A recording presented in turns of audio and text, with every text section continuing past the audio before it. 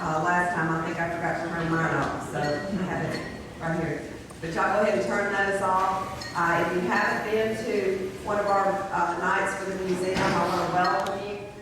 This is our season finale, 2009. This is our second year. I think they've become a big success for the museum. We are going to change it up a little bit next year. We're going to charge $5. And I hope that doesn't keep anybody from coming. It costs us probably roughly $200 to $250 a month to put it on, because we do mail out most of you get cards in the mail to remind you. So postage and those things are expensive. We do appreciate all of you bringing food. That's really helped us out. And we hope that you'll continue to do that. Also, Carlton wanted me to remind you, if you'd like to pitch in on the wine, welcome to do that too. Thad and Carlton normally supply the wine. This time Betty Blake also brought some, so you're welcome to bring anything that you want, to help us out. We really do appreciate it. Also, in the next couple of days, Lonnie Simpson's DVD will be for sale. Those are $10 each for all the ones that we've had in the past. But if you would like to get the complete 2008 or 2009 series of DVDs, those are $75 for the year. So each year you can get all the DVDs that we have for $75. So that's a pretty good savings for you. We hope you'll do that. They make a good Christmas present for somebody. We've also got our cookbooks.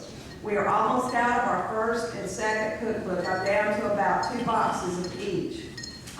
We still have about half of what we ordered on the last cookbook, and I do have those here tonight for sale if you'd like to pick those up before you leave. But those also will make great Christmas gifts if you need boxes to ship them in. I do have boxes that they will go in. One of the things that most of you tonight picked up one of these raffle tickets. If you didn't, I'll have them. You can get them before tonight's over, but we will be drawing November 7th during the Festival of Memories after the dance marathon. Corley Robinson has allowed us to recreate one of her original paintings that she did for Minden Bank back in 1984. It's a 50 by 24 canvas reproduction of her original 1940s Main Street's Minden painting. So it'd be really nice, it'd look really nice in anybody's home or office. So we do have those. That's a $300 value, and it's a $10 chance, and we will be drawing for those. So we'll be selling those between now and November 7th. So we hope to do a lot with that. And you can also, if you don't win, you can purchase one. They are $300, and you have to order them through the museum, and then Carrie easily will print them for us. And they'll be on stretcher frames. Let's see, what else?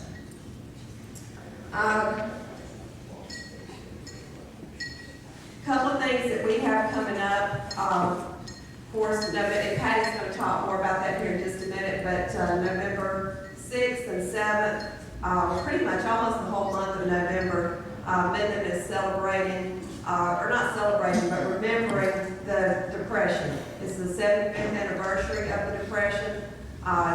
One of the things that the museum is going to be doing for this is Marathon on Main.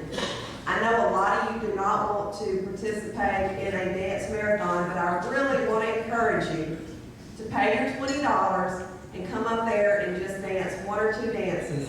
It's really going to help the museum out. If you do want to participate in the entire marathon, you're more than welcome to dance all night long, and you can win $1,000.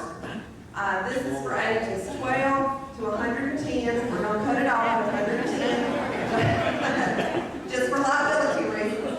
That's the only reason. But we hope that all of you, even though you don't want to dance, but just a couple of dances, please come up there. It'll start Friday afternoon at 6 o'clock. Is when the whole thing will kick off. Durwood's going to supply his sound equipment. We're going to use the XM radio where we can turn it to all eras of music. So it's not just going to be 40s or 50s or current music. We're just going to sit there and turn the dial every now and then, and there'll be music of all eras. So we really hope that y'all will come out and participate. We hope that the Civic Center by then has their big screens up. If they do, I actually have a DVD that shows what the old dance marathons look like.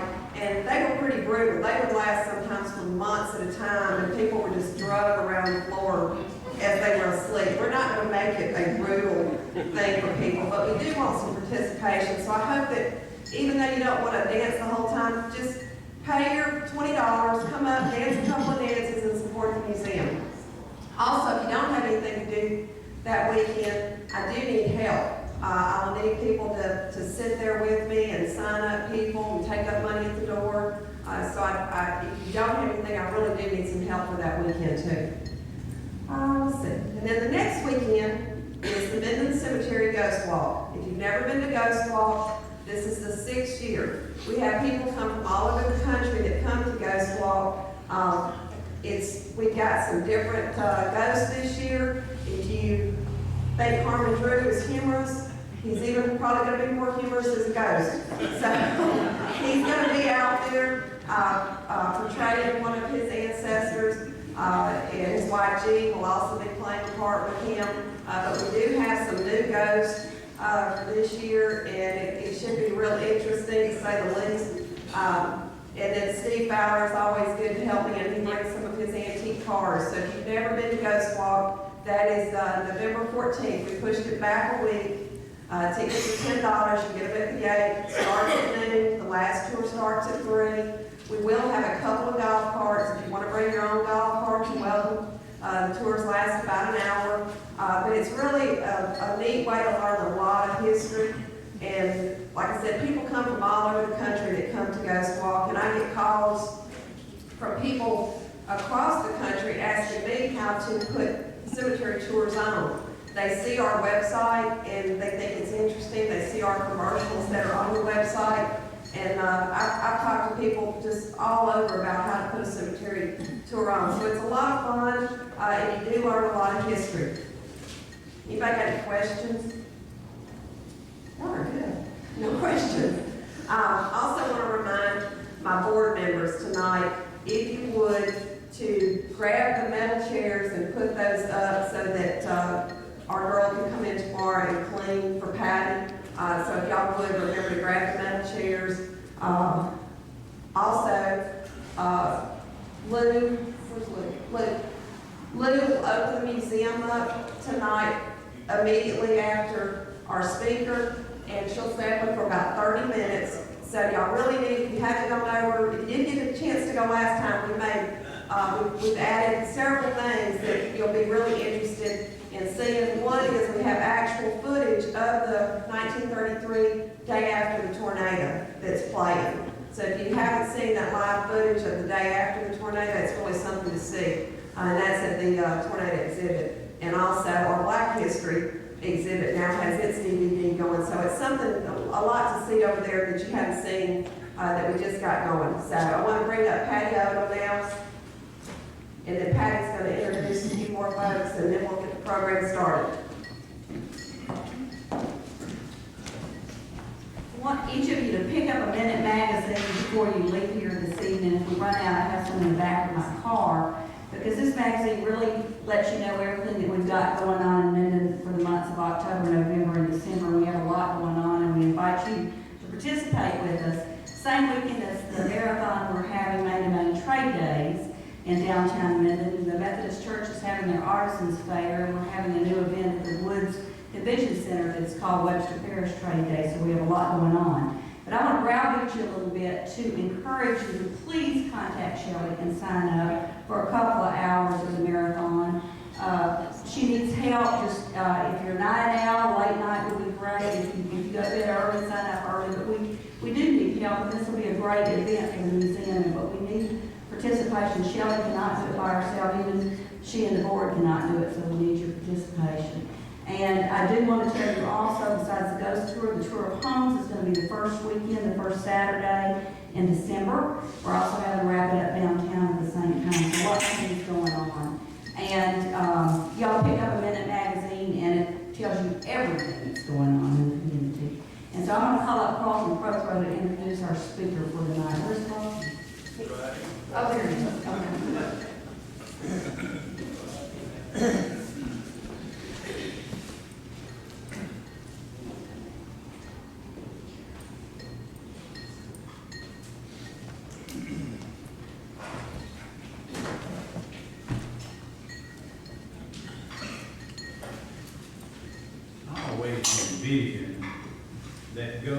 small. Can you imagine harming a group of goats?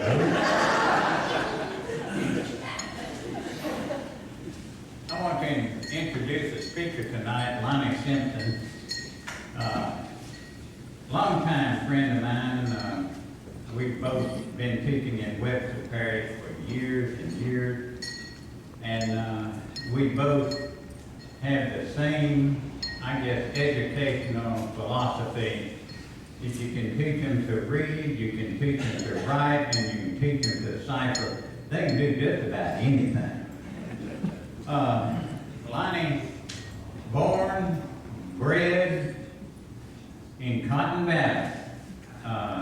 His wife, and of course I have to say this, his wife married down. Hannah is from Spring Hill, and of course I have to say most of the men in here, wives married down.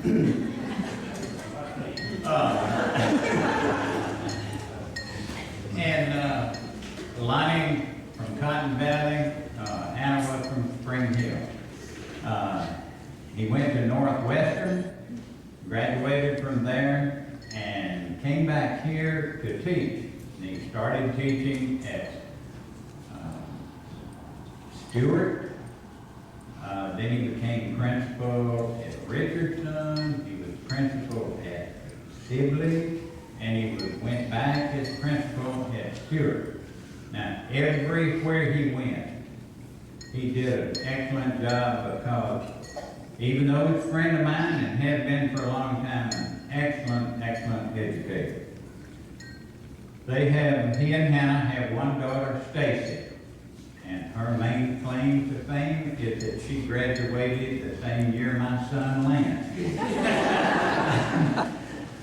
Lance and Stacey were classmates, and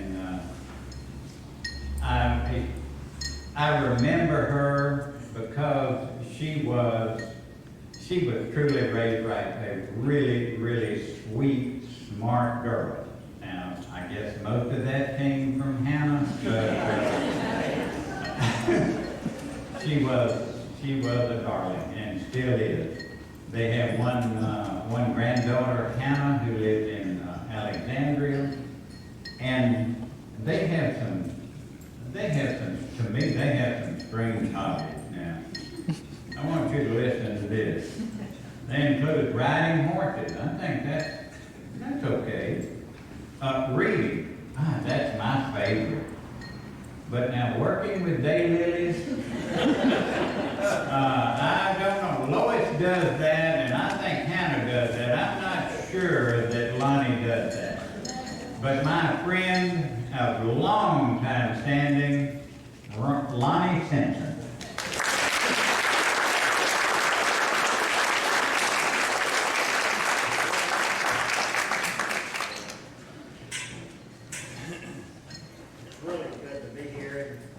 Appreciated that introduction, and I am the one that does the daylilies.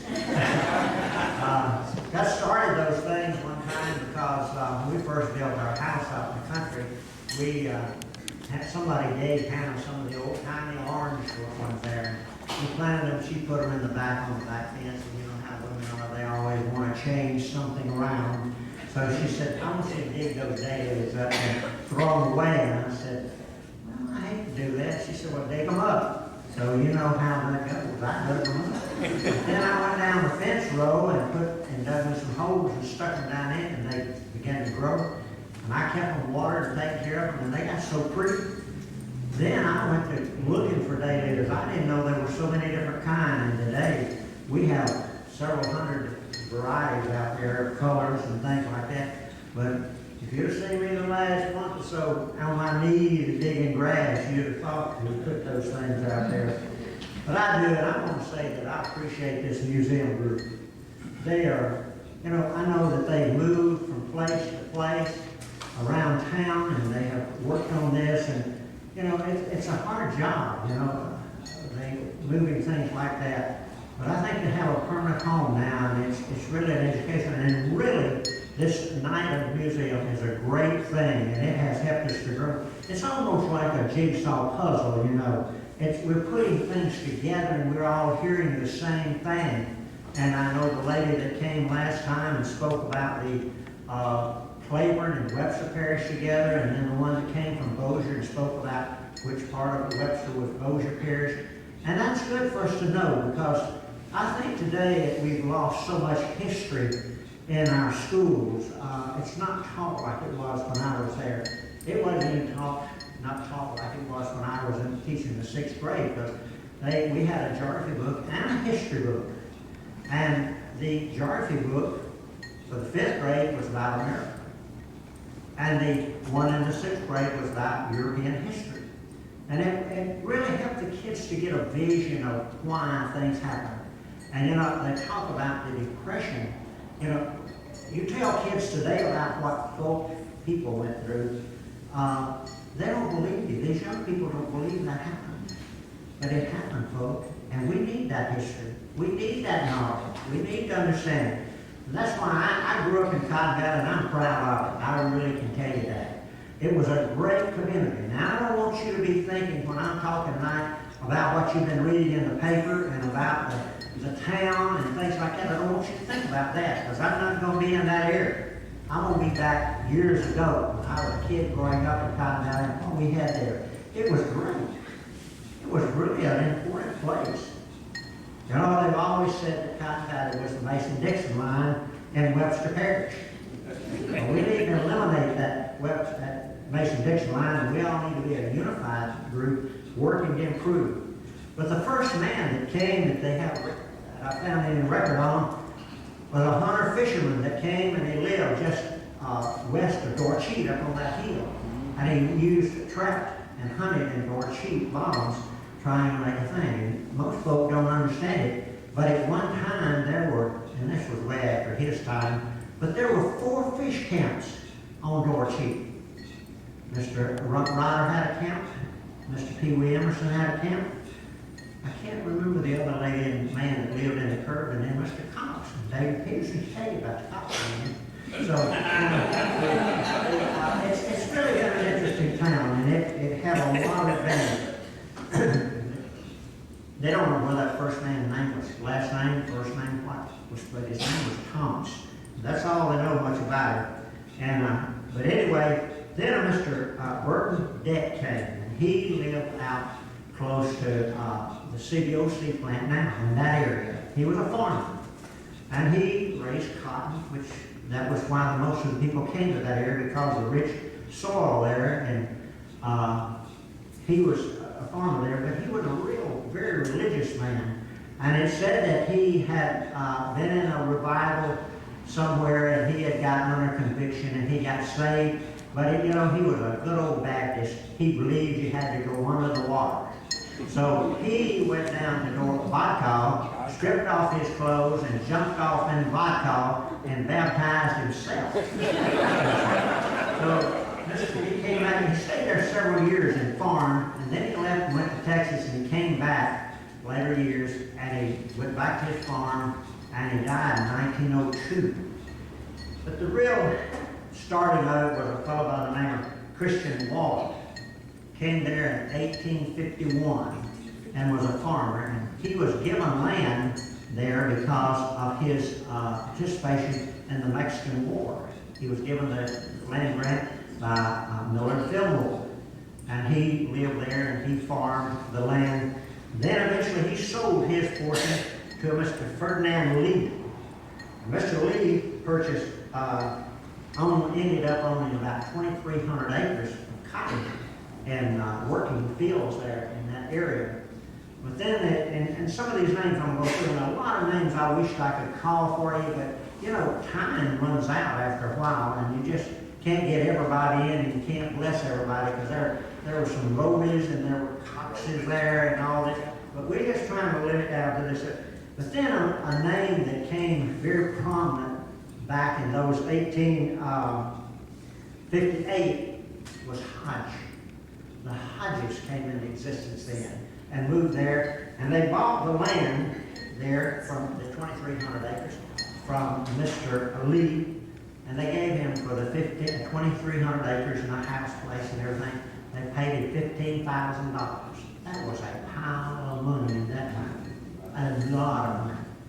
And every time progressed on, and then, you know, the Methodists can't be left out. So they had a man by the name of Mr. Thomas Applewhite, came to the Cotton Valley area, and he was a very staunch Methodist. And he built a lean-to that he could have church services under, and today there's still a cemetery up there called Applewhite, and it's mostly Methodist buried. So I don't guess he wanted us Baptists to be. He taught there, did a great job of carrying the church through and leading the people in that area. And he ended up, he had one son that went on to become a minister. And he was a pastor in Arkansas for 40 years. So, you know, he had his dad had a good influence on him. And there were other people. Mr. Davis came to that area, and he bought several sections. None of the land was right in what we know as the corporation limits of Cotton Valley. They were out. They were north, east, west, and south. They were out of town because there was no town there. Mr. Hodges built a store there, and it was the only store there for a long time, and it was up on that corner where the blinking light is, and that property still belongs to Hodge family. The Hodges owned lots of land, and most of us know Mr. A.J. Hodges, and he grew up there himself, and in that area. So it was a thing. But then 1861 came, and the Civil War came, and it messed up a lot. It destroyed many of the farms because the men went off to war, and they had to leave their places. Too hard for ladies to do it all, the kids do it. But you know, the thing about it is, the kids, those days, they had to work. They had a lot of kids. They had to live like that because they needed that guidance and that direction to go. But they came back, and a lot of them just rode up. A lady told me the other day, I said, one of her kinfolk came back from the Civil War and rode up on his horse, and there was the house was burned, the fields were growing up, and he just kept going. He just stayed on his horse and kept going, never did come back there. So it was a hard time for the people at the time. Then about 1898, a railroad came through there. That changed it. And outside of Cotton Valley, back during the early oil field days, there was a little community outside of town there was called Mirror City. And there was a lot of folk living out there because folk were leaving the farm and coming in and starting to have public jobs other than farming. As most of you grew up, and a lot of you, I know, your parents were farmers. My dad and them were farmers. They didn't own the land, they rented the land, leased the land, or whatever you want to do. They plowed mules. It wasn't tractors and big equipment. It was following a mule. And you know, I'm proud of that. I really am. To think that my dad and his dad and granddad and everybody, they worked for their livelihood. It wasn't to give me anything. My granddad and them came to the Cotton Valley area in the early 1900s. My granddad came there and had a wife. They had 8 kids. The wife died young. My grandfather raised 8 kids by himself. The girls all married young and left home. And, you know, when families moved back in those days, the whole clan just about moved. And that, anyway, they moved there. My granddad, the 4 boys were left at home, and my granddad was supervisor. My dad and his brother just older than him, they were the cooks. And that younger boy and the older boy, they were the milkers and the stock feeders. So he raised them. My dad used to tell that they'd get up and cook in the morning, then they all went to the field and they worked at a certain time. My granddad hollered to them, it's about time to go fix lunch, so they'd go to the house. But my dad always talked and laughed about the fact that one time they were plowing and my granddad had given him a young horse to plow. And Dad said that thing wouldn't walk on the balk or walk in the middle. Said if you put her in the middle, she got up on the balk, put her on the balk, she got down on the thing. And said he is hollering and he is fussing at her. Carrying on, my grandfather said, son, you can't be fractious with a little young animal. I'll take her and plow, you come plow my mule. So my dad said, he got over there and said, it wasn't very far down the road till my grandfather became very fractious.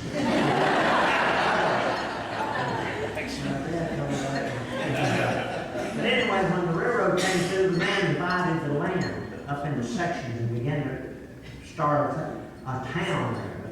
There were 2 stores that came in immediately. And the way it got its name, according to time, one of the early men had named his home place Cotton Valley. And that was just accepted as the name of the post office when they got a post office there. So it just grew out of the cotton. And you know, cotton, when I was growing up, cotton was a big deal up there in that area. I, even as a kid, can remember laying on a quilt at the end of the road while my mom helped my dad work in the fields. But it was a nice thing. And then industry became a part of that way. In the early 20s, oil business started to boom. And they drilled a well. The first well, according to what I could find, was drilled just about 6 miles north of Minden, just above the Mazzingo property, and then it just went right on up Dorcheat, on up to the state line. So it became a real important thing there, and that's why the city, the town grew in the early time. The school, they opened up, built schools. They had 2 schools on each side. And then Mr. Richardson came along in about 1920s, and he, instead of having the neighborhood schools, he opened and started consolidating the schools and pulling them in. The Cotton Valley School District came from about halfway to Minden, north, and from about halfway to Shreveport, south, and from Vodka to Dorcheat. And now, the town never grew a whole lot because of the fact that more folk, country folk, lived out of the corporation limits. And they had, I read where they had survey after survey, and the people would write up, you ought to do this and you ought to do that to make the town grow. But they never did that. But anyway, industry became a big part of that area. A lot of folk don't know how much industry we had at that time. But there was a time in there that Premier Oil Refinery, after the wells were drilled, and they had to have somewhere to go with it. And they built a plant, started a plant in about 1938, and built it there in Cotton Valley. And we're making, what's called Cotton Valley Solvents Corporation. And about the same time, then a conglomerate of oil companies started building another refinery out of Cotton Valley, which was called Cotton Valley Operators Committee. And those plants hired a lot of folk. Also came into existence, was not in Cotton Valley, but the paper mill. But there were many, many people in the Cotton Valley area that worked at the paper mill. And then a little bit later on, you know, in the 40s, they came up with the Louisiana Army Ordnation Plant. But anyway, that was the era of women going to work. The men were in war, the ladies had to go to work, so they began to come to the plant, and they worked there. So we had a good outreach for people to work. Most folk worked there, and some of these folk that's in here, I know, they can tell you they worked at that time. But we had a great school system, and you know, and it came because of all these people starting to move in there, and they built the first new high school in 1924. My grandfather worked on that building. And it was a very productive area and a good school. And I happen to have the good fortune of having the same principal from the time I started school in 1942 until I graduated. And Mr. Cousins, you know, there was one thing I think about a lot of times that Mr. Cousins did. He was very strict, very strict. And one old boy finally got a car. And you know, many of the teachers didn't have cars back in those days. They lived in apartment houses or had a room there next to the school in different people's houses. But anyway, this old boy got him a car, and he was so proud of that thing. I can see it now, an old green Oldsmobile. But Mr. Cousin would let him bring it to school. He made him park it way up the street and walk to the school. That wasn't right students to have a car and teachers not. And another thing he was so strict on, the rule was and still is that you have to live a mile radius from the school to be picked up by a bus.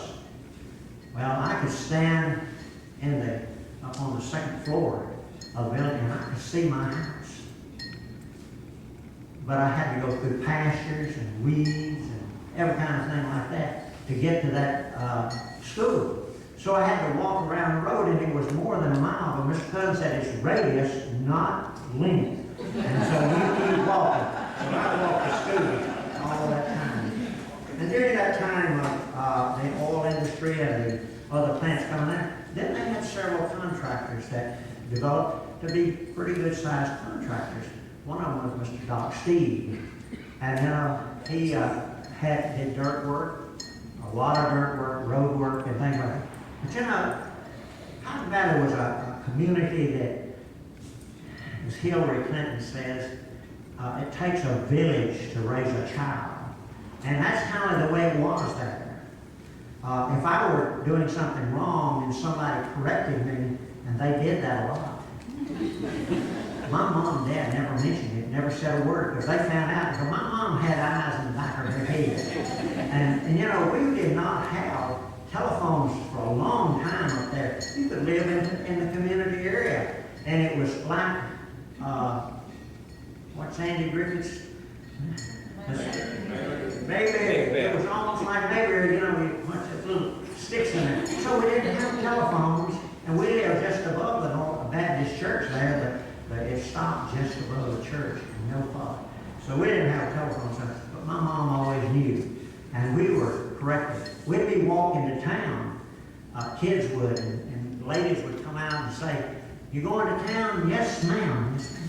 Well, carry this list of stores. Carry it up to the store, to a certain store, and tell them to deliver those groceries. We'd carry it to the store. They would use us. We had, and our stores had delivery service then. And all the stores and all the businesses in town were locally owned people. They were very just hard. I can tell you, I know that there was one man there, and I worked in his store, and for a long time, that he'd carry as much as $1,000 credit on a family. And in the wintertime, they had a sawmill just north there. And, you know, sawmill work in the wintertime, you don't do much in the woods because it gets too boggy and everything. But the man would take those people that worked up there, the black people mainly, and he kept them fed all the winter while they were. Then in the summer, they went to pay them back. Every week when they got their checks, they came and paid on their grocery bill. So they kept it going. So it was a loving family, a loving community of time. And even today, Edna can tell you, if we see each other somewhere, we're going to hug, you know. It was a very good community to grow up in. They had a fellow by the name of Mr. J.E. Fowler put in a trucking company, hauling that oil and stuff up there.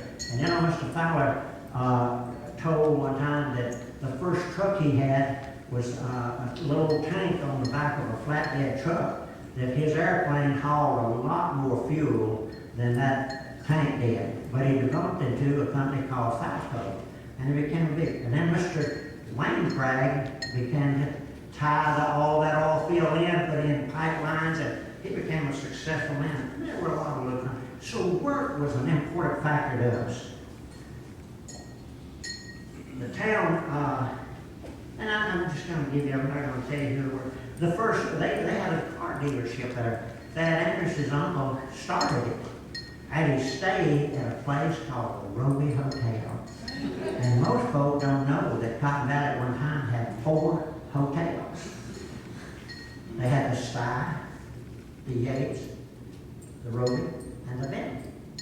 Because the town was locked in with their people that lived there.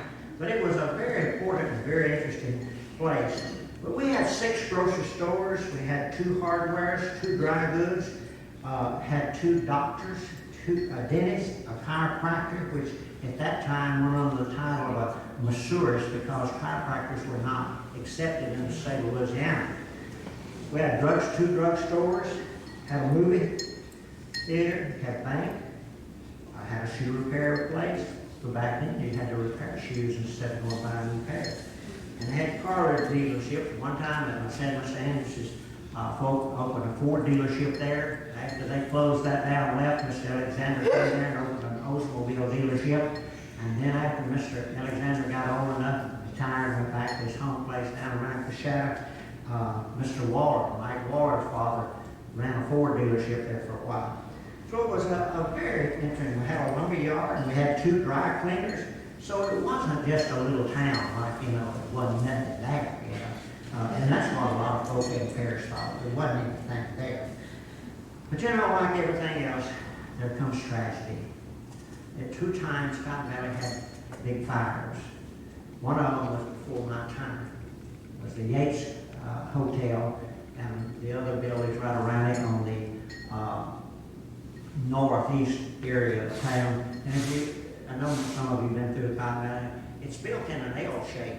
It's not one long street, but it went out so far and made a 90-degree angle and went the rest of it. But anyway, the Yates Hotel and burned, and that was something. That was in the 30s. My dad told me about that. But then we had moved from the farm into town, and one night we heard all these horns blowing and wondered what it was. Got up and you could see the light from it, and part of the town on the southwest corner, it was on fire. And the only thing I can remember about that fire, and I knew several buildings burned during that time, but there was a fellow that owned a liquor store there named Callaway's, and that thing burned up, and it was pretty when the liquor was burst It was something to see those beautiful colored frames going on there. And I talked about the school, you know, Mr. Cousins was, like I said, he was a good fellow. And we had some good teachers, and very good teachers. They were strict. And I used to, after I came to the parish and was teaching, and every time I went to a meeting where we all got together and they'd be, I'd go hug their neck, and I'd say, I want you to know how much I appreciate you. And they'd say, I said, y'all are the smartest people I know of. Oh, you know better than that. I said, no, maybe you are. Because during the time I was going to school there was, you know, there was no TV. A lot of them didn't have radios. Didn't have, we never traveled anywhere. We didn't have magazines coming in. They taught us what we knew out of the books they had and with their personal experience. So it gave us a growth, and the kids did well there in that thing. But Mr. Cousins, that was real funny the year I was a senior. I've been thinking about what I was going to do and whether I was going to go to school or what.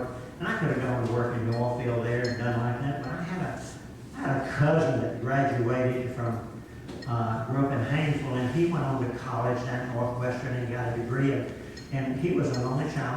My dad's family was 8, as I said, but you know, his family weren't fertile or something, because there weren't many kids in the family, 1 or 2 or none, or about 2 was the highest of any of the family. But anyway, I decided I wanted to go to school because I wanted to keep up with that cousin, because his mom and daddy reminded us often that he went to school.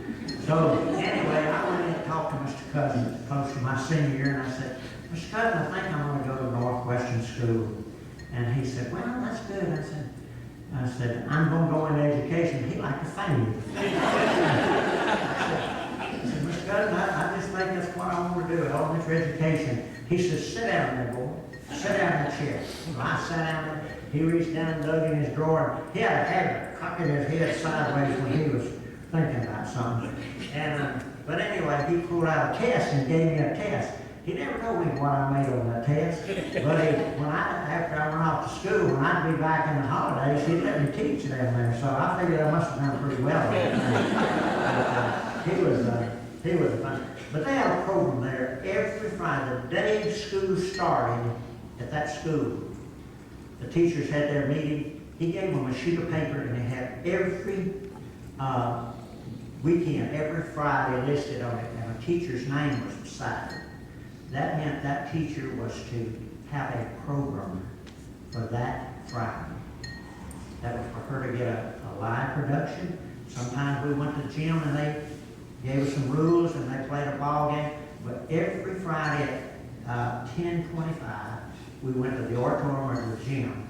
We talked, and I think that's so good because it gave kids a chance to stand up and speak before a group of kids or a group of people and everything. But in the school there, going back to that, that's been my heart all my life, this kind of school.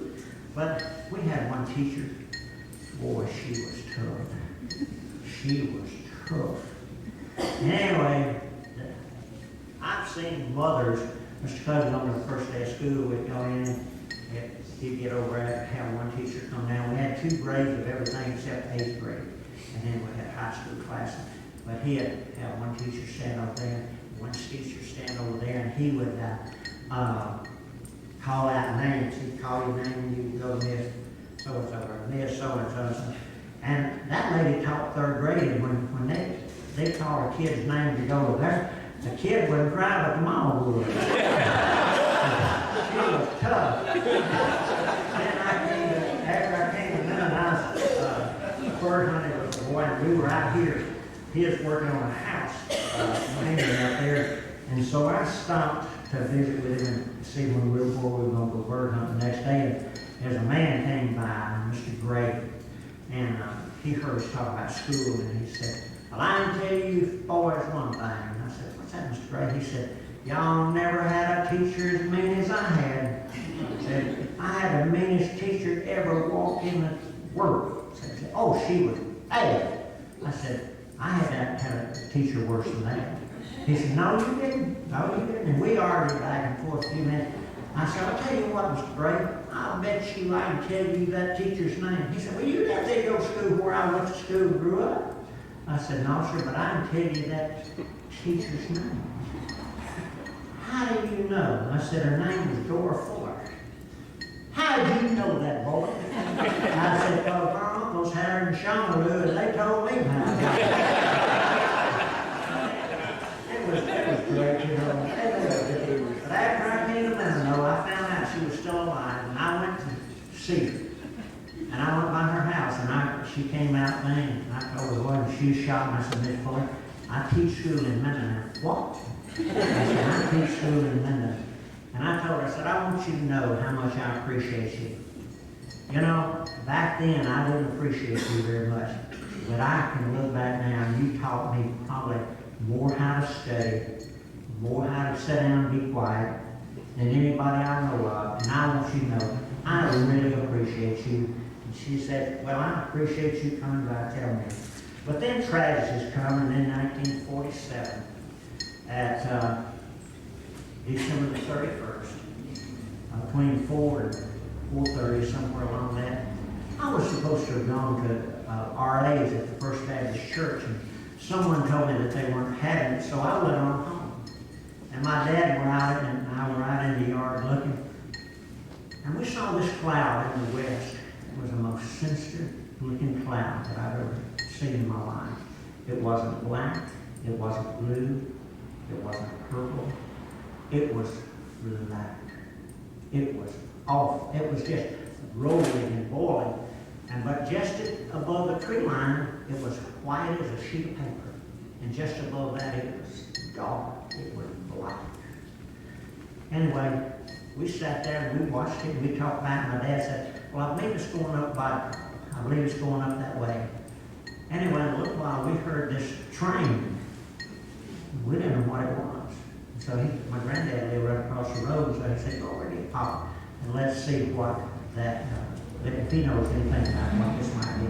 So I went over and told Grandpa and Daddy wanted him to come out. He came out, and he said, "It's either a tornado or a severe hailstorm is coming." And sure enough, it was a tornado. And it came through Cotton Valley, had started over close to Bossier, Shreveport somewhere, and it was just jumping. But when it got to Cotton Valley, it just wrapped through the town. And the whole south end of Cotton Valley was totally destroyed. There wasn't houses left. A lot of folk were killed. I had an aunt and uncle that lived over in that section. And you know, the main fact about it is, Hannah and them had lived in that same section, and her dad got transferred to Alabama, and they moved in November, and this tornado came. See, the Lord is good to us, because he brought her back to this part of the country. But anyway, it tore that whole town. I mean, it was.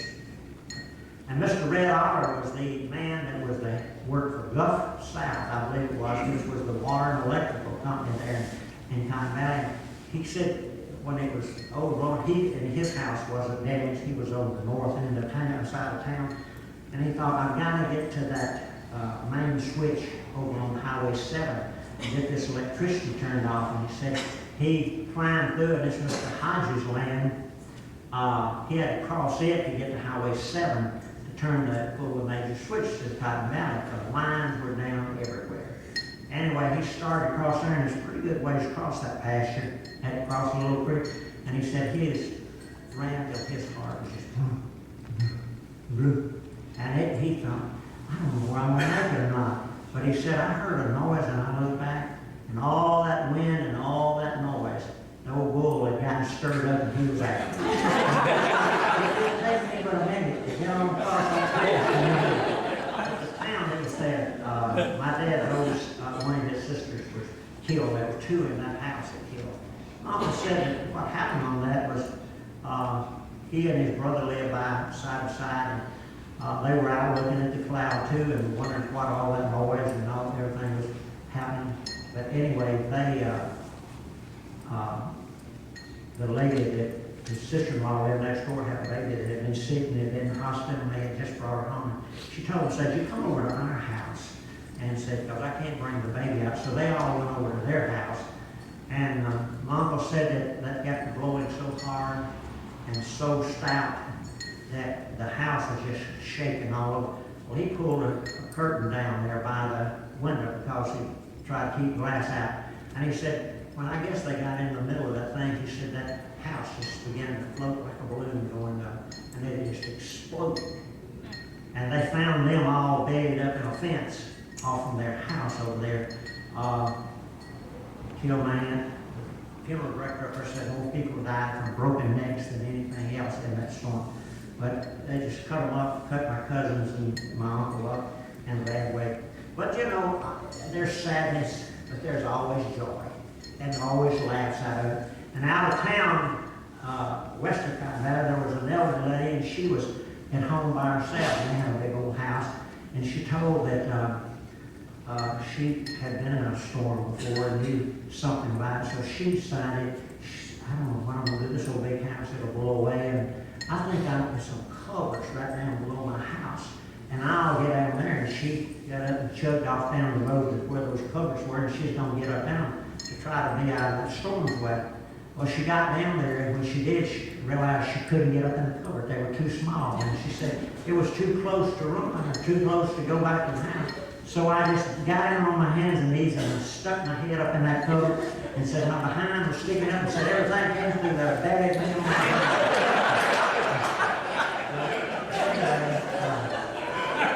then there right off of Highway 77, it came through the right section and tore that down through there too. And there was an elderly that lived right on the edge of Highway 7 at that time.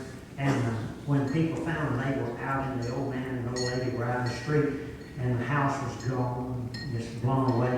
And the lady that was helping her up and everything. Her thing was, where my mattress? Where my mattress? Where my mattress? And they said, oh, don't worry about your mattress. She said, where my mattress?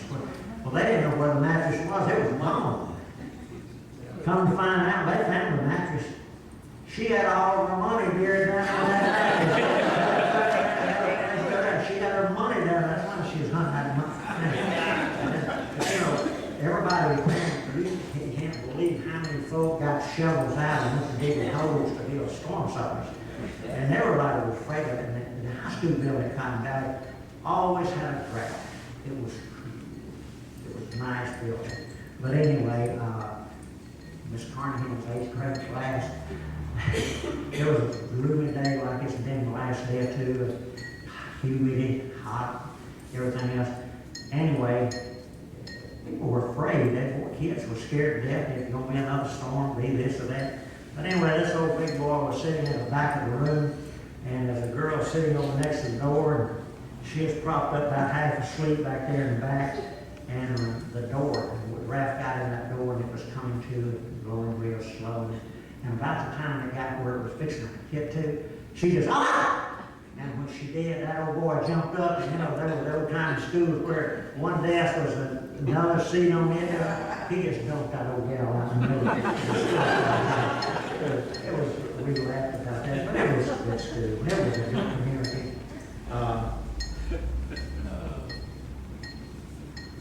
God was good to us all. He saved most of us there. But then, the one thing I like to tell you about, and probably one of the most popular ladies